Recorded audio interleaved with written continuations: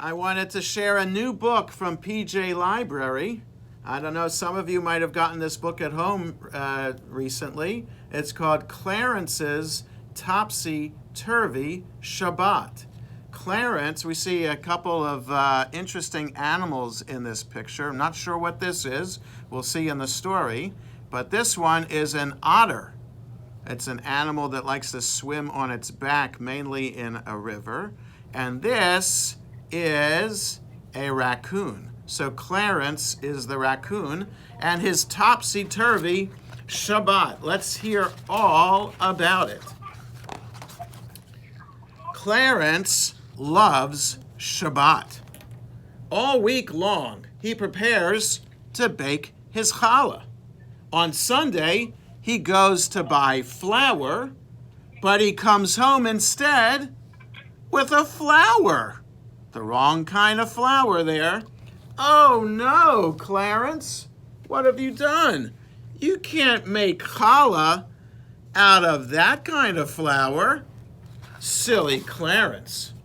On Monday, Clarence goes out to buy oil because you have to mix the flour with the oil to get dough. But he comes home instead with soil, a fancy word for dirt. Instead of oil, he comes home with soil. Uh-oh, Clarence. Please don't use that in your challah. Can you imagine putting dirt in your challah? Blech. On Tuesday, Clarence goes out to buy honey. I put honey in the challah that I make. It makes it nice and sweet. But instead, he comes home with a bunny. He got a bunny instead of honey. Seriously, Clarence? What are you thinking? On Wednesday, Clarence goes out to get water, but he comes home with an otter. See, it depends on how you say water to see if water rhymes with otter. I say water. Some people say water. So if you say water, it rhymes with otter, and that's why he came home. Clarence came home with an otter. Silly Clarence. You can't keep an otter in the house. Put him in the pool. Quickly. Oy vey. On Thursday, Clarence goes out to buy yeast. That's the powder you put in the dough to make sure it rises and fluffs up. He went out to buy yeast, but instead, he came home with a beast. Where on earth are you going to put a beast, Clarence? Maybe out in the garage. It's Friday morning. Shabbat is coming. Clarence wakes up early. It's time to make the challah. Clarence whispers something into Bunny's ear. Together, they go and hop next door and bring back supplies from their friends to make challah. They get real flour, oil, honey, and yeast. Did you promise them fresh challah, Clarence? What a good idea. Clarence whispers something into the otter's ear.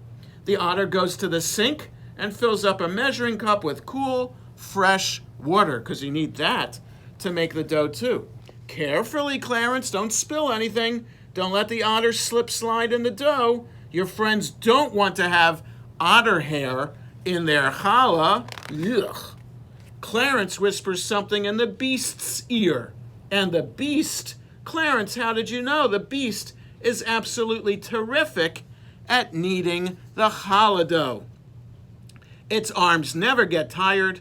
Clarence then puts the challah into the oven. It's starting to smell delicious here, Clarence. You can almost smell the challah yourself. In the corner of the room, next to the bag of soil, the flour is drooping. See the droopy flour?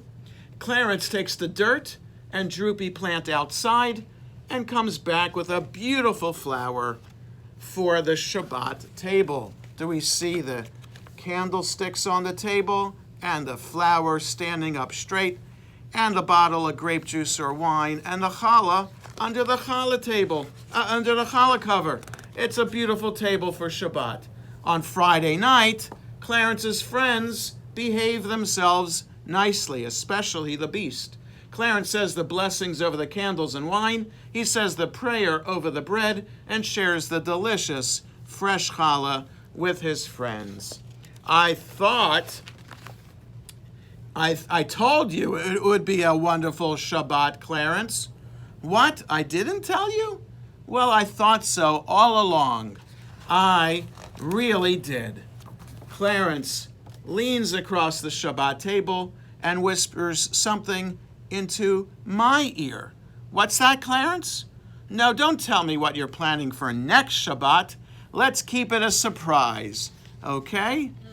The crazy things that Clarence did that week with all his friends, and despite having dirt and a flower and a beast, he was able to still make a beautiful, delicious Shabbat. Shabbat Shalom, everybody. Fist bump for everybody. Shabbat Shalom. See you next Friday. Well, we'll see you. The fours will see you on Tuesday. Yes, right? be happy to be there with the fours on Tuesday and everybody else next Friday. Bye-bye.